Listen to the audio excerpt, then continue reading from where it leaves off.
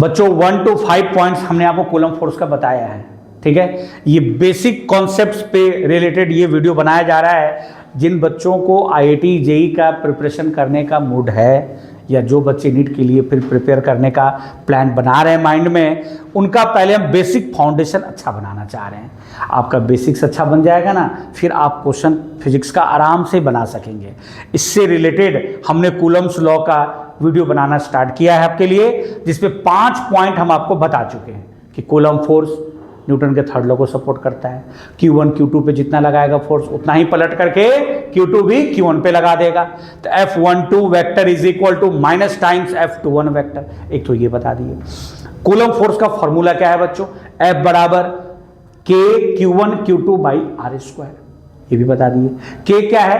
1/4 pi epsilon. K क्या है? 1/4 pi epsilon K का वैल्यू है। एप्सिलॉन है परमिटिविटी ऑफ मीडियम। K और एप्सिलॉन में कैसा रिलेशन है? इनवर्सली प्रोपोर्शनल का। तो एप्सिलॉन का वैल्यू जितना मिनिमम होगा, K का वैल्यू उतना ज्यादा होगा। और F बराबर K Q1 Q2 बट्टा आर स्क्वायर। तो फोर्स और K में डायरेक्टली प्रोपोर्शनल का रिलेशन है। पिछले वीडियो में सब बताए हुए हैं, आप देखिएगा, बहुत अच्छे से समझ में आ जाएगा। तो एप्सिलॉन का वैल्यू सबसे कम किसके लिए होता है? एयर के लिए। तो K का वैल्यू सबसे ज्यादा किसके लिए हो जाएगा? एयर के लिए। तो फोर्स भी सबसे ज्यादा किसके लिए होगा? एयर के लिए। तो एप्सिलॉन का मिनिमम वैल्यू होता है एयर के लिए, उसको बोलते हैं एप्सिलॉन नॉट। उसका नाम है एब्सोल्यूट परमिटिविटी ऑफ एयर। तो एप्सिलॉन का सबसे मिनिमम वैल्यू है एयर के लिए। तो कूलम फोर्स एयर के लिए सबसे मैक्सिमम हो जाएगा। फिर आपको बताए थे कि कूलम फोर्स सेंट्रल फोर्स होता है। सेंट्रल फोर्स का मतलब क्या है? ग्रेविटेशनल फोर्स भी सेंट्रल फोर्स है। सेंट्रल फोर्स का मतलब है दो चार्ज को जो लाइन ज्वाइन करे, उसी लाइन के अलोंग होगा कूलम फोर्स का डायरेक्शन। ये सारे कॉन्सेप्ट हमने आपको पिछले वीडियो में बता दिए हैं। अब यहां से स्टार्ट हो रहा है 6 पॉइंट से। चलिए देखिए, Coulomb's law valid for point charges. ये अच्छी बात है कि सर ये बहुत सुनते हैं सर कि कूलम फोर्स पॉइंट चार्जेस के लिए वैलिड है। इसका सेंस क्या है सर? क्या कॉन्सेप्ट है इसका? ठीक है, बताते हैं हम आपको। देखिए, पॉइंट चार्जेस का मतलब है कि दो चार्ज के बीच की जो दूरी है, उस चार्ज के डायमेंशन से बहुत बड़ा होना चाहिए। ठीक है, मान लीजिए चार्ज का दो बड़ा बड़ा स्फीयर है, ये बड़ा सा गोला लेकर आ गए और उस पर चार्ज डाल दिए। एक और बड़ा सा गोला लेकर आ गए, चार्ज डाल दिए, और दोनों गोला को नजदीक में रख दिए। क्या कूलम फोर्स काम करेगा? नहीं करेगा। माइंड में आ रहा है, अरे ये तो बहुत बड़ा चार्जेस है, क्या इसे पॉइंट चार्ज बना सकते हैं? बिल्कुल बना सकते हैं आप। अगर इसी दोनों गोले को आप दूर रख दो, एक अपने गेट पे आप बाहर रख दीजिए और एक अपने स्कूल के गेट पे रख दीजिए आप, तो देखिए एक गोला आपके घर के गेट के बाहर है और एक चार्ज का गोला आपके स्कूल के गेट के बाहर है।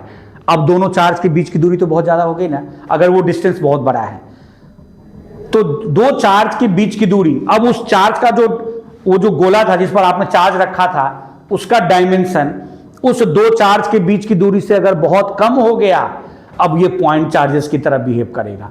है ये बड़ा बड़ा गोला चार्ज का, लेकिन पॉइंट चार्जेस आप बना सकते हैं। तो पॉइंट चार्जेस का मतलब है, कूलम्स लॉ जो पॉइंट चार्जेस के लिए वैलिड है, इसका कॉन्सेप्ट ये निकल कर आता है कि दो चार्ज के बीच की जो दूरी है, चार्ज के डायमेंशन से बहुत बड़ी होनी चाहिए। मतलब दो चार्ज काफी बड़े लार्ज डिस्टेंसेस पर अगर आप रखते हैं तो ये कूलम फोर्स वैलिड होगा। ओके, चलिए आगे बढ़ाते हैं। 7 पॉइंट कहता है coulomb's law valid for stationary charges at rest. Charge rest में होने चाहिए, तभी आपने कूलम फोर्स लगाना है। कूलम फोर्स का फॉर्मूला तभी वैलिड है जब चार्जेस क्या होने चाहिए? स्टेशनरी, मतलब होता है रेस्ट में होने चाहिए। सिंपल था। 8 नंबर देखिए, coulomb force follows inverse square law. Very simple. Coulomb force का फॉर्मूला क्या है? दो चार्ज के बीच कूलम फोर्स का फॉर्मूला होता है बच्चों K Q1 Q2 बट्टा में आर स्क्वायर। तो F के साथ आर स्क्वायर का कैसा रिलेशन है? इनवर्सली प्रोपोर्शनल का। F is inversely proportional to r square. Sorry, इसी को बोलते हैं इनवर्स स्क्वायर लॉ। इसको क्या बोलते हैं हम लोग? Inverse square law. ये भी क्लियर हो गया। तो जो कूलम फोर्स है वो इनवर्स स्क्वायर लॉ को सपोर्ट करता है। फिर है coulomb force is conservative force, बहुत अच्छी बात है, coulomb force is conservative force. हमने 11th क्लास में आपको पढ़ाया था वर्क एनर्जी पावर, क्लास 11 का टॉपिक है वर्क एनर्जी पावर, वहां आपको बताए थे कंजर्वेटिव फोर्स, दुनिया के वो फोर्स जो रास्ते पे डिपेंड ना करे, जो फोर्स पाथ पे डिपेंड नहीं करता है, रास्ते पे डिपेंड नहीं करता है, उसे बोलते हैं कंजर्वेटिव फोर्स। कूलम्ब फोर्स भी कंजर्वेटिव फोर्स है, स्प्रिंग फोर्स कंजर्वेटिव फोर्स है, ग्रेविटेशनल फोर्स कंजर्वेटिव फोर्स है। तो कूलम्ब फोर्स कूलम्ब फोर्स को इलेक्ट्रोस्टैटिक फोर्स भी कहते हैं। तो इलेक्ट्रोस्टैटिक फोर्स कंजर्वेटिव फोर्स है, और कंजर्वेटिव फोर्स का डिटेल पढ़ने के लिए जब हम वर्क एनर्जी पावर क्लास 11 का पढ़ाएंगे बच्चों को, तब आपको उसका वीडियो बना के बता देंगे, तो आप अच्छे से जानिएगा कंजर्वेटिव फोर्स के प्रॉब्लम सब कैसे बनाते हैं। फिलहाल के लिए जानिए कूलम्ब फोर्स कंजर्वेटिव फोर्स होता है, और कंजर्वेटिव फोर्स वो फोर्स होता है जो रास्ते पर डिपेंड नहीं करता है। वो किस पर डिपेंड करता है? Initial and final position. अब एक लास्ट पॉइंट है, coulomb force depends on medium. ठीक है, coulomb force depends on medium, इसका मतलब है F medium is equal to F air divided by के।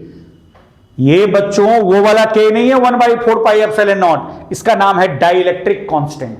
इसको क्या बोलते हैं? डाई इलेक्ट्रिक कांस्टेंट, जिसे आप F air divided by epsilon r भी कह सकते हैं।